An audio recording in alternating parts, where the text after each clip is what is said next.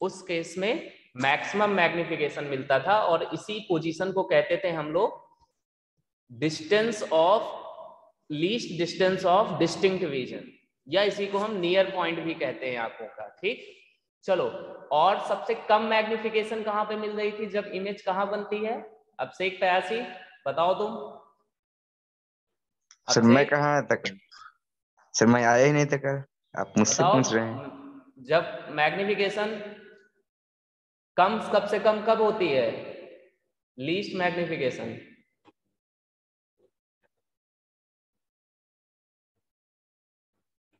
Chat box में type करो, मुझे सुनाई नहीं दे रहा है, यहाँ पे हेडफोन काम नहीं कर रहा है। ठीक है, आदित्य ने देखो आंसर दे दिया। अब से एक प्रयासी पढ़ाई नहीं करता घर में, अभी कल ही ये सब बताया गया है तुम लोगों को। हाँ बिल्कुल सही, जब इमेज इन्फिनिटी पे बनती है तब सबसे कम मैग्निफिकेशन होता है और वो d/f के इक्वल होता था। चलो ये बात हो गई मिनिमम मैग्निफिकेशन की। अब मुझे तुम लोग ये बताओ, हम 25 सेंटीमीटर से इन्फिनिटी तक में कहीं भी इमेज बनवा सकते हैं।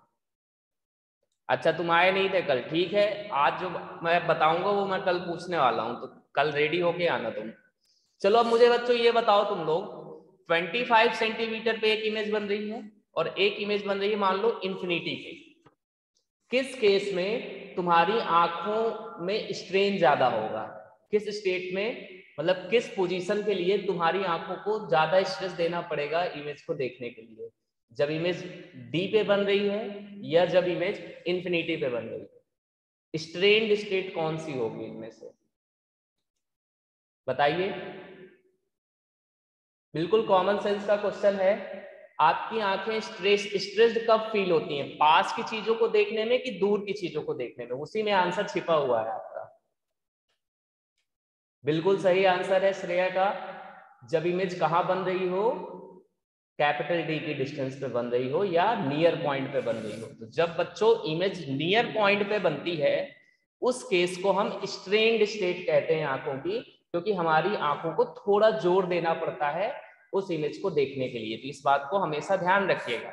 और बच्चों रिलैक्स्ड स्टेट क्या होती है आंखों की? जब इमेज कहां बन रही हो? इन्फिनिटी पे बन रही हो। तो इन दो बातों को आपको याद रखना है, स्ट्रेन्ड स्टेट नियर पॉइंट को कहते हैं, और जब हम इमेज कहां बनवाएं? इन्फिनिटी पर, वो रिलैक्स्ड स्टेट होती है। और बिल्कुल सही बात भी है, आप दूर की चीजों को जब देखते हो ना तो आपकी आंखें रिलैक्स्ड स्टेट में होती है। वही जब आप बुक रीड कर रहे होते हो ना पास में, तो आप थोड़ा सा स्ट्रेस देते हो अपनी आंखों को। तो ये दो बातें तुम्हें ध्यान रखना है। अब देखो बच्चों, एक ड्रॉबैक है सबसे बड़ा माइक्रोस्कोप का, तुम्हारे सिंपल माइक्रोस्कोप का, कि इससे ना हम मैक्सिमम मैग्निफिकेशन जो ऑब्टेन कर सकते हैं वो है अप टू 9 या 10। तो 10 तक की मैग्निफिकेशन तुम अचीव कर सकते हो यूजिंग अ सिंपल माइक्रोस्कोप। मतलब एक सिंपल माइक्रोस्कोप 1 सेंटीमीटर के ऑब्जेक्ट को 10 सेंटीमीटर का बना के तुम्हें दिखा सकता है। अब तुम सोच लो कि तुमको वो अगर इलेक्ट्रॉन को बड़ा करके दिखा दे तो वो पॉसिबल नहीं है।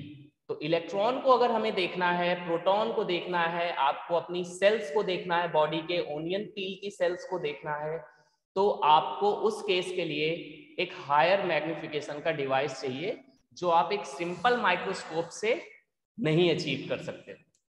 तो बताओ जल्दी बायो वाले बच्चे, उस केस में तुम लोग किस डिवाइस का यूज करते हो जब बहुत छोटी छोटी चीजें देखनी होती हैं? बिल्कुल सही, कंपाउंड माइक्रोस्कोप का यूज करते हैं हम लोग। तो अब जो हमारा अगला टॉपिक है बच्चों, वो है कंपाउंड माइक्रोस्कोप। ठीक है, तो चलो देखो कंपाउंड माइक्रोस्कोप का बेसिक प्रिंसिपल क्या है उसको हम लोग समझते हैं यहाँ पर। तो मैं यहाँ पे स्क्रीन शेयर करने जा रहा हूँ तुम लोगों के लिए, तो उसमें आप सब ध्यान दें।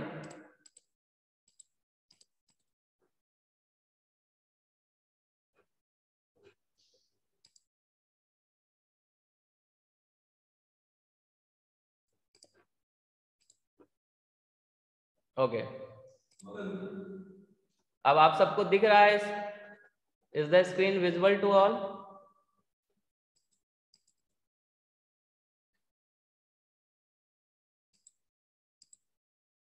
ठीक है, अब मैं ओपन करने जा रहा हूँ वो पेज।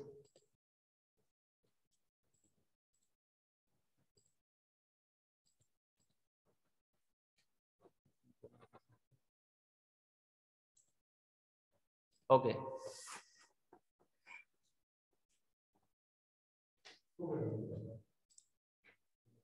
और सर अभी तो स्टार्ट हुआ है, बताइए। तो एक मिनट थोड़ा रुकिएगा।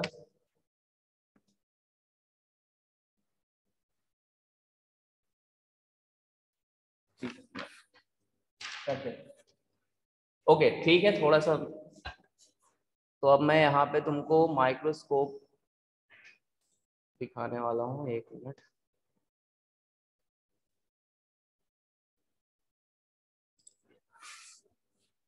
चलो, तो ये था माइक्रोस्कोप की बात कल। तो माइक्रोस्कोप बच्चों हमें एक इनलार्ज इमेज दिखाता है किसी भी छोटे ऑब्जेक्ट की। दो तरह के होते हैं, सिंपल और कंपाउंड। सिंपल के बारे में हम लोग पढ़ चुके हैं। अब हम कंपाउंड माइक्रोस्कोप में डायरेक्ट पहुंचने वाले हैं, क्योंकि सिंपल माइक्रोस्कोप हमने कल डिस्कस कर लिया था।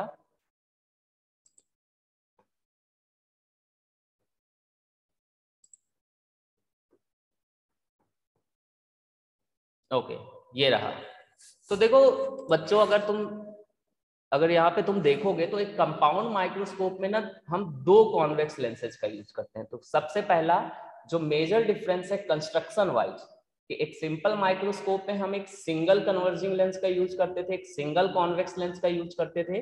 But in a compound microscope we are using two converging lenses of short focal length. तो ये दो कन्वर्जिंग लेंसेज हैं और दोनों की फोकल लेंथ यहाँ भी कैसी होनी चाहिए? शॉर्ट होनी चाहिए। ये बात हमेशा याद रखना, माइक्रोस्कोप बनाने में जब भी हम लेंसेज का यूज करेंगे, कॉन्वेक्स लेंस का यूज करेंगे, तो वो फोकल लेंथ शॉर्ट होनी चाहिए। इस बात का आपको हमेशा ध्यान रखना है। ठीक है, तो बच्चों अगर ये बताओ, एक कंपाउंड माइक्रोस्कोप में हम दो लेंस यूज कर रहे हैं, दोनों की पावर के बारे में क्या कहना चाहोगे? पावर कम होनी चाहिए कि पावर ज्यादा होनी चाहिए दोनों लेंसेज की? बताओ जल्दी चैट बॉक्स में। What about the power of both the lenses? मैंने अभी अभी फोकल लेंथ बताया है। फोकल लेंथ कैसी होनी चाहिए? शॉर्ट होनी चाहिए। बहुत सही, वेरी गुड विदुषी। कुलदीप ने भी कहा हाई, वेरी गुड। बेटा तुम सबको पता है कि power is inversely proportional to focal length. जो पावर और फोकल लेंथ में कैसा रिलेशन होता है? इनवर्स रिलेशन होता है। तो जब मैंने तुम्हें ये कह दिया कि फोकल लेंथ कम होनी चाहिए, तो ऑटोमेटिकली ये बात तो प्रूव हो जाती है कि पावर क्या होनी चाहिए? हाई होनी चाहिए। तो बेटा तुमको एग्जाम में वो पावर के टर्म्स में भी पूछ सकता है कि बताओ दोनों लेंसेज की पावर कैसी लोगे? तो आप हाई पावर वाले लेंसेज लोगे या लोअर फोकल लेंथ वाले लेंसेज लोगे? ठीक है, तो इस बात को ध्यान रखना कि वो पावर के टर्म्स में भी पूछ सकता है। अब तुम देखोगे यहाँ पे तो देयर आर टू लेंसेज। एक को हम ऑब्जेक्टिव लेंस कहते हैं और एक लेंस को हम आईपीस कहते हैं। सबसे पहले मुझे एक बार कमेंट बॉक्स में सब बच्चे ये बता दें, क्या ये डायग्राम विजिबल है, क्लियर? कि मैं एक दूसरा इनलार्ज डायग्राम इसका दिखाऊं आप सबको। इसमें आपको सब चीजें समझ में आ रही हैं कि नहीं? जल्दी से बताओ। ठीक है, चलो फिर जब सब दिख रहा है तो फिर अब मैं कंटिन्यू कर रहा हूं। अब सब फोकस करेंगे स्क्रीन पे। ठीक है, वेरी गुड राहुल। अब ध्यान से देखो, एक है ऑब्जेक्टिव लेंस। ऑब्जेक्टिव लेंस बच्चों हम उसको कहते हैं जो ऑब्जेक्ट के पास हो। ठीक, तो देख रहे हो ये ऑब्जेक्ट है ए बी और उसके पास में जो लेंस है that is called the objective lens. एक दूसरा लेंस है जो आंखों के पास में होगा, जिसके पास में तुम अपनी आंखों को लगाओगे देखने के लिए, उस लेंस को हम आई पीस कहते हैं। तो objective and eyepiece. Let कर लो ऑब्जेक्टिव लेंस की फोकल लेंथ f0 से डिनोट करेंगे, f और उसके सबस्क्रिप्ट में क्या रहेगा, 0 रहेगा, f0। और इस आई पीस की अपनी कुछ फोकल लेंथ होगी, उसको हम fe से डिनोट करेंगे। रुको मैं तुमको दिखा दे रहा हूं इसका एक इनलार्ज डायग्राम, क्योंकि इसमें थोड़ा विजिबिलिटी कम है।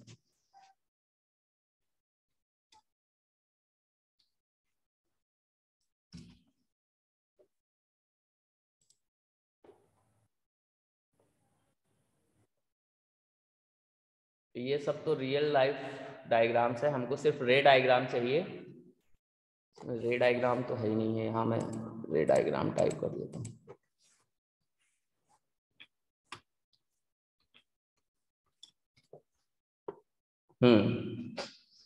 अब देखो यहाँ पे, इसको देखते हैं।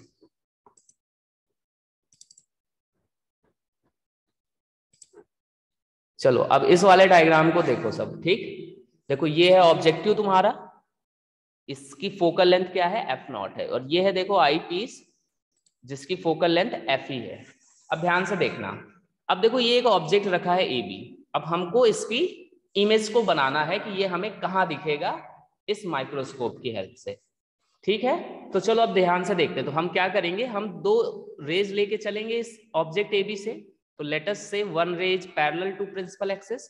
तो तुम सबको पता है कि रिफ्रैक्शन के बाद ये वाली जो रे है ये इस ऑब्जेक्टिव के कहां से पास होगी, फोकस से पास होगी। तो देख रहे हो ये क्या है, ऑब्जेक्टिव का फोकस है। और देखो सेंटर से इस पॉइंट तक की डिस्टेंस कितनी है, f0 है, focal length of the objective. देख रहे हो ये पहली रे हो गई।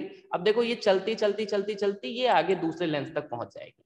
अब चलो हम दूसरी रे को देखते हैं। अब देखो ये जो दूसरी वाली रे है, इसको हम ऑप्टिकल सेंटर से देखो पास करा रहे हैं, तो ये सीधे पास हो जाएगी, हम सबको पता है। और देखो ये आगे जा करके इस पहले वाली रे को देखो इस पॉइंट पे इंटरसेक्ट करेगी।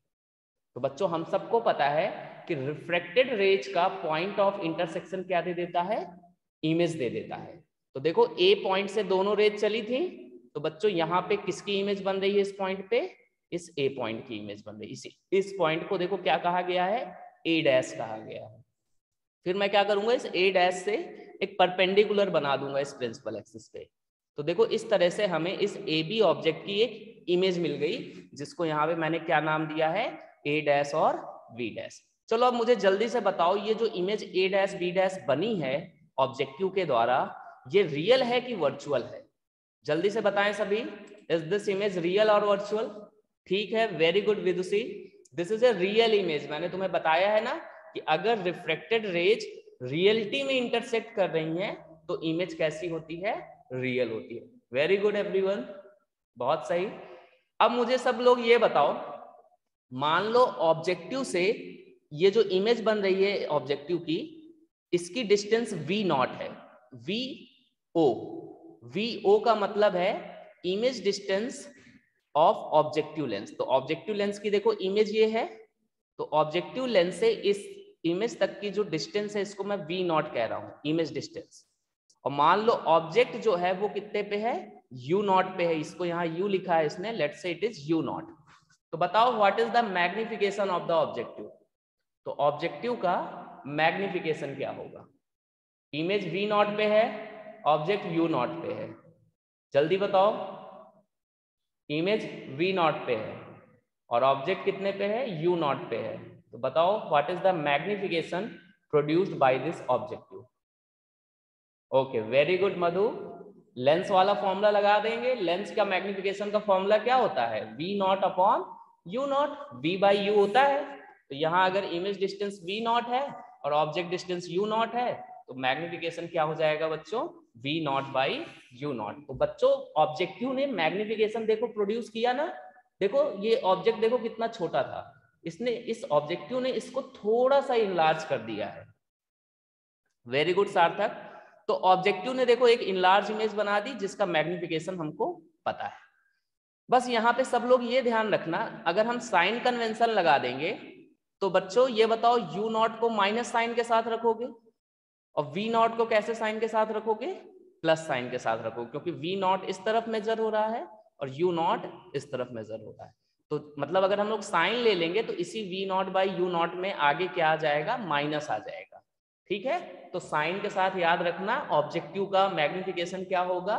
Minus V nought by U nought. ठीक है, चलो अब हम ऑब्जेक्टिव का काम खत्म हो गया। ऑब्जेक्टिव का काम क्या हो गया? खत्म हो गया। हमने देख लिया कि ऑब्जेक्टिव ने थोड़ा सा मैग्नीफाई कर दिया। अब क्या होगा बच्चों, इस ऑब्जेक्टिव की जो इमेज है ए डैश बी डैश, ध्यान से सुनिएगा, ऑब्जेक्टिव की जो इमेज है ए डैश बी डैश, वो इस आई पीस के लिए ऑब्जेक्ट का काम करेगी। इस बात से सभी सहमत हैं कि नहीं है? मुझे पहले ये बताओ, मेरी बात सब सुनिए। ये जो इमेज है ऑब्जेक्टिव की, ये आई पीस के लिए ऑब्जेक्ट का काम करेगी। इज दिस राइट और नॉट? ये बात सबको क्लियर है? बिल्कुल सही है। क्यों बच्चों? देख लो, इस आई पीस पे इंसिडेंट रे कौन कौन सी है? एक ये है और एक ये है। तो आई पीस पे देखो इंसिडेंट रे क्या पड़ रही है? ये दो इंसिडेंट रे हैं आई पीस पे। और हमें पता है कि इंसिडेंट रे का पॉइंट ऑफ इंटरसेक्शन क्या होता है? ऑब्जेक्ट होता है। तो बेटा इस आई पीस के लिए ये इंसिडेंट रे है और इनका पॉइंट ऑफ इंटरसेक्शन क्या है? देखो ये वाला पॉइंट।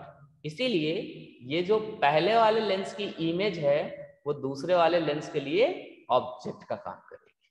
बहुत अच्छी बात।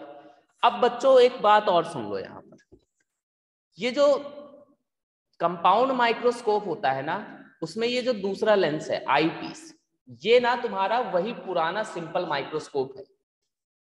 ये क्या है तुम्हारा? वही सिंपल माइक्रोस्कोप है जो तुम पढ़ के आ रहे हो अभी अभी। ठीक है, तो बच्चों ये आई पीस क्या है जल्दी से बताओ कमेंट बॉक्स में। ये कैसे बिहेव करेगा eye piece? As a simple magnifying glass, as a simple microscope की तरह बिहेव करेगा। तो समझ में आया? पहले तो ये अकेले था, अब इसकी हेल्प के लिए हम एक और लेंस आगे ला दे रहे हैं। ये बात सबको समझ में आई? तो ये पहले क्या था? ये सिंपल माइक्रोस्कोप था, हाँ, और इसकी हेल्प के लिए देखो हमने एक और यहाँ पे लेंस लगा दिया। बस यही तो हो रहा है, ये तो पहले से था ही हमारे पास सिंपल माइक्रोस्कोप, उसकी हेल्प में हमने एक और लेंस लगा दिया। चलो तो ये बताओ, ये जो इमेज बन रही है ए डैश बी डैश, ये इस आई पीस के फोकस के बाहर बननी चाहिए कि अंदर बननी चाहिए? जल्दी से मुझे आंसर दें। ये जो ऑब्जेक्ट, जो ये इमेज बन रही है ए डैश बी डैश, ये इस आई पीस के फोकस के अंदर होनी चाहिए कि बाहर होनी चाहिए? जल्दी से बताएं सभी, अंदर की बाहर? आई पीस के फोकस की बात हो रही है, आई पीस के फोकस की बात। देखो सब गड़बड़ कर रहे हो, सब गड़बड़ कर रहे हो। सिंपल माइक्रोस्कोप भूल गए हो तुम सब। सिंपल माइक्रोस्कोप में मैंने तुम्हें बताया था ना कि ऑब्जेक्ट जो है वो फोकस के अंदर होना चाहिए। इज इट राइट और नॉट? तो सिंपल माइक्रोस्कोप में जो ऑब्जेक्ट होता है उसको फोकस के क्या होना चाहिए? अंदर होना चाहिए, तभी तो वो मैग्नीफाई करेगा।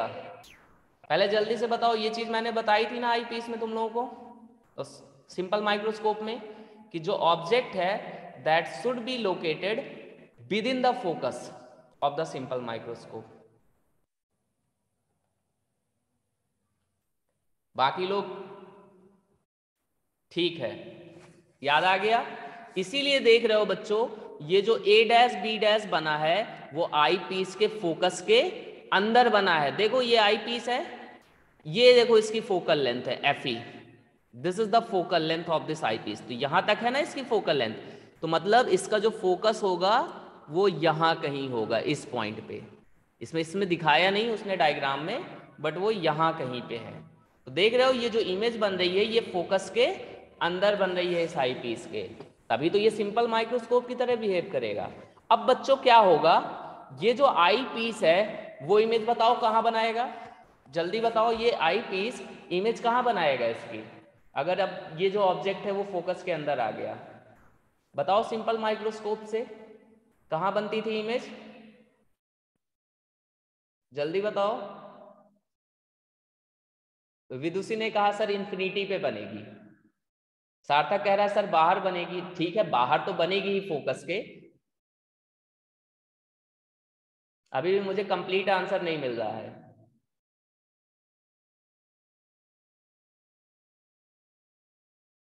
अच्छा इन्फिनिटी कह रहे हैं सभी लोग। बेटा सिंपल माइक्रोस्कोप में ये बताओ, क्या सिर्फ हमने इन्फिनिटी वाला केस डिस्कस किया था? ठीक है रियल बनेगी वर्चुअल बनेगी वो अलग बात है, मैं अभी ये पूछ रहा हूं इमेज कहाँ बनेगी। किसी ने भी अभी मुझे रियल आंसर नहीं दिया है, कहाँ बनेगी ये इमेज? मैग्नीफाइड भी है, ठीक है देख रहे हो मैग्नीफाई हो रही है, but where it will be located, ये देखो बिल्कुल सही आंसर किसी ने दिया है। कौन है ये? रितेश गड़बड़ कर रहे हो तुम। मधु का थोड़ा आंसर सही लग रहा है लेकिन गड़बड़ है अभी भी, सी और एफ के बीच में नहीं होगा मधु, मैंने कल बताया था एक सिंपल माइक्रोस्कोप 25 सेंटीमीटर से लेके 25 सेंटीमीटर से लेके इंफिनिटी के बीच में कहीं भी इमेज बना सकता है। ये बताओ याद आया?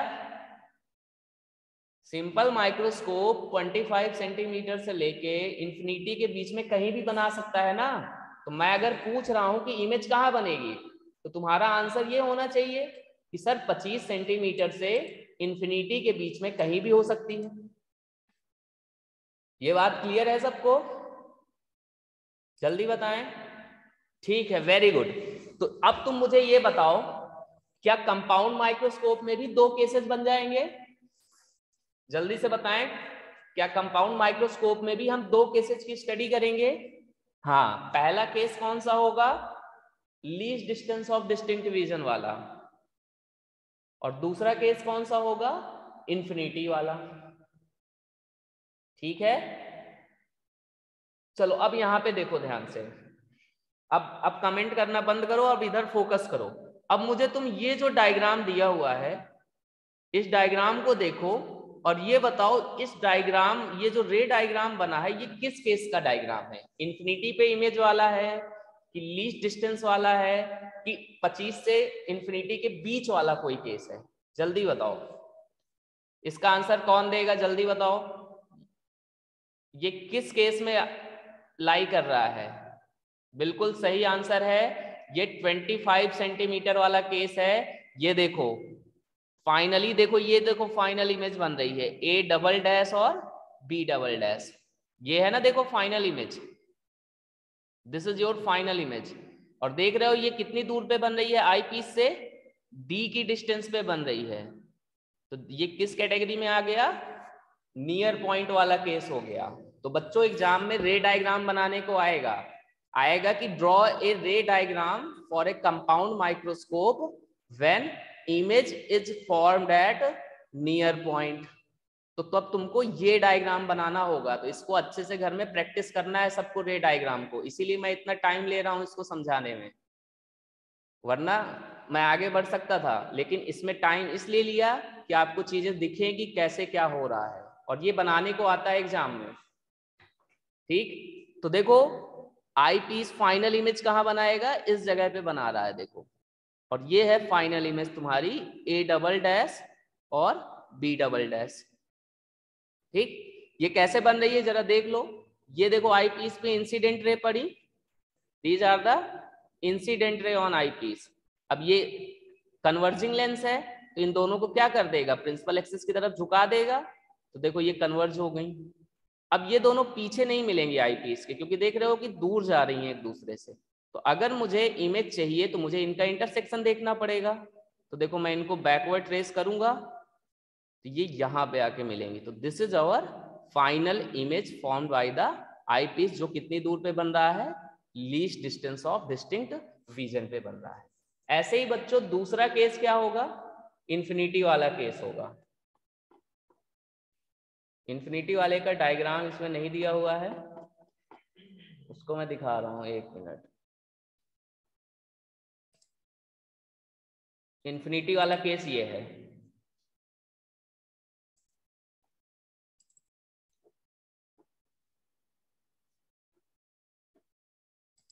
ये देखो इंफिनिटी वाला केस। अब मुझे तुम ये बताओ, ये है आई पीस, ये है, अच्छा यहाँ उल्टा कर दिया, ये ऑब्जेक्टिव है, ये याद रखना, this is objective and this is eyepiece. इसमें ये गलत लिख दिया है इसने, but this is objective and this is eyepiece. ये बताओ, अगर फाइनल इमेज इंफिनिटी पे बननी है, कहाँ पे बननी है? इंफिनिटी पे, तब जो ये इमेज बन रही थी ए डैश बी डैश, ये कहाँ पे बननी चाहिए? जल्दी से बताओ, what should be the location of this A dash B dash such that the final image is formed at infinity? बताओ जल्दी से चैट बॉक्स में। ये जो a dash b dash image है इस ऑब्जेक्टिव की, वो कहाँ पे होनी चाहिए? बिल्कुल सही आंसर आ गया, विदुषी का फोकस पे होनी चाहिए। ये बात हमने कल पढ़ी थी सिंपल माइक्रोस्कोप में, कि एक सिंपल माइक्रोस्कोप इंफिनिटी पे इमेज कब बनाता है? जब ऑब्जेक्ट कहाँ पे हो? फोकस पे रखा हो। तो बच्चों दिस इज द रे diagram of A compound microscope, जब फाइनल इमेज कहाँ बन रही हो? इंफिनिटी पे बन रही हो। तो बच्चों पहले ये बताओ, दोनों रे डायग्राम क्लियर हो गए ना कंपाउंड माइक्रोस्कोप के? अब एग्जाम में आएगा तो बना लोगे कि नहीं बना लोगे? हाँ, क्योंकि एग्जाम में ये रे डायग्राम पूछता है तुम्हारा। ठीक, हाँ ओके। तो रे डायग्राम वाला देखो काम खत्म हो गया, जो सबसे इंपॉर्टेंट काम था। 1 मिनट मुझे समय देना।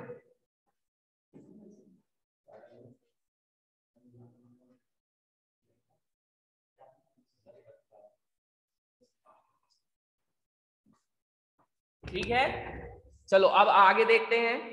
फॉर्मूले की बात आती है कि अब इनका मैग्निफिकेशन का फॉर्मूला क्या होगा। तो चलो उसके लिए सब लोग स्क्रीन पे अब ध्यान दो। स्क्रीन, अब जो बोर्ड ब्लैक ग्रीन बोर्ड है ना, मैं उसमें बताने जा रहा हूँ, तो उसमें सब ध्यान देंगे। फॉर्मूले की बात जो आएगी, तो उसके लिए मैं वापस चलता हूँ।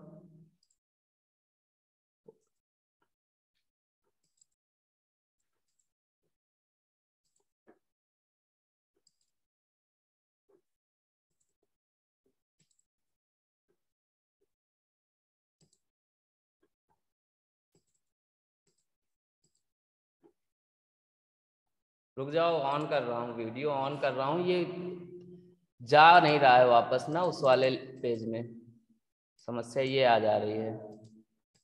ये देखो, इसको बंद करना पड़ेगा लग रहा है, अब जाएगा। जाओ 1 मिनट, इसमें कैसे जाएंगे?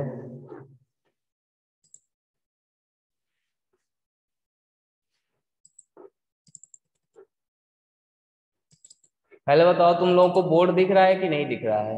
अगर तुम लोगों को दिख रहा है तो फिर मैं समझाऊं। जल्दी बताओ, बोर्ड दिख रहा है तुम लोगों को? ठीक है, तो मुझे नहीं दिख रहा है, मुझे देखना भी नहीं है, आप लोगों को बस दिखना चाहिए। ठीक है, तो अब सब बोर्ड पे फोकस करो। चलो अब इधर देखो, तो जल्दी से देखो। कंपाउंड माइक्रोस्कोप में there are 2 lenses, objective lens and eyepiece. Objective और आई पीस दोनों की फोकल लेंथ क्या होनी चाहिए? छोटी होनी चाहिए, और पावर क्या होनी चाहिए? ज्यादा होनी चाहिए। अगली बात जो ध्यान रखनी है कि आई पीस कैसे बिहेव करेगा एज ए सिंपल माइक्रोस्कोप, जो तुम पहले पढ़ चुके हो। अब इसमें हमने 2 केसेस देखे हैं। केस फर्स्ट, इमेज जब कहां बन रही है? नियर पॉइंट पे। और केस 2, जब इमेज कहां बन रही है? इंफिनिटी पे बन रही है। ये बात क्लियर हो गई। अब इंफिनिटी वाले केस के कुछ और भी नाम हैं। जब इमेज इंफिनिटी पे बनती है बच्चों, उसी को हम नॉर्मल एडजस्टमेंट कहते हैं। क्या कहते हैं? नॉर्मल। बेटा सार्थक, अपने नेटवर्क को एक बार चेक करो थोड़ा सा, ठीक? क्या बाकी बच्चों को भी ब्लड दिख रहा है क्या ये बोर्ड पूरा? जल्दी बताएं सभी। अच्छा नहीं है, तो बस कोशिश करो थोड़ा सा, तो आपको वीडियो क्वालिटी से कंप्रोमाइज करना पड़ेगा। मैं इसकी फोटो खींच के भेज दूंगा, अभी समझ लो इसको। मैं इसकी फोटो खींच के ग्रुप में शेयर कर दूंगा, बट अभी देखो इधर। ठीक है, अब इधर देखो। तो बेटा ये जो इंफिनिटी वाला केस है, इसी को हम क्या कहते हैं? नॉर्मल एडजस्टमेंट वाला केस कहते हैं। एग्जाम में अगर आ गया कि नॉर्मल एडजस्टमेंट में रे डायग्राम बनाओ, तो किस केस की वो बात कर रहा है?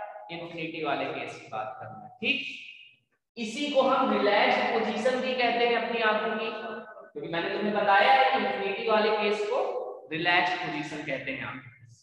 अब हमें कंपाउंड माइक्रोस्कोप के मैग्नीफाइंग पावर का फॉर्मूला चाहिए।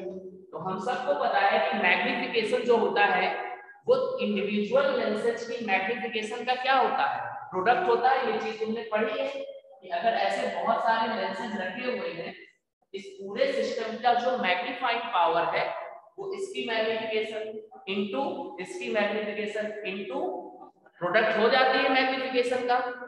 तो टोटल मैग्निफिकेशन अगर हमें किसी सिस्टम की निकालनी है, that is the product of individual magnification. इसीलिए एक कंपाउंड माइक्रोस्कोप की जो मैग्नीफाइंग पावर है वो ऑब्जेक्टिव की मैग्नीफाइंग पावर इनटू आईपीस की मैग्नीफाइंग पावर है कि नहीं, ये बताओ। अब ध्यान से देखो, हम सबको पता है कि जब डी पे इमेज बनती है उस केस में आई पीस की जो मैग्नीफाइंग पावर होगी वो कितनी हो जाएगी, 1 plus D by F E हो जाएगी। 1 प्लस कितनी हो जाएगी, डी बाई एफ ई। और जब इमेज इंफिनिटी पे बन रही है तब मैग्नीफाइंग पावर कितनी हो जाएगी, डी बाई एफ ई। तो बच्चों आई पीस की मैग्नीफाइंग पावर तो हमें पहले से ही पता है क्योंकि हम सिंपल माइक्रोस्कोप पढ़ चुके हैं ना। तो आई पीस की तो हमें पता है पहले से, बस हमें किसकी और पता चल जाए, ऑब्जेक्टिव की मैग्नीफाइंग पावर, तो हमारा क्वेश्चन सॉल्व हो जाएगा।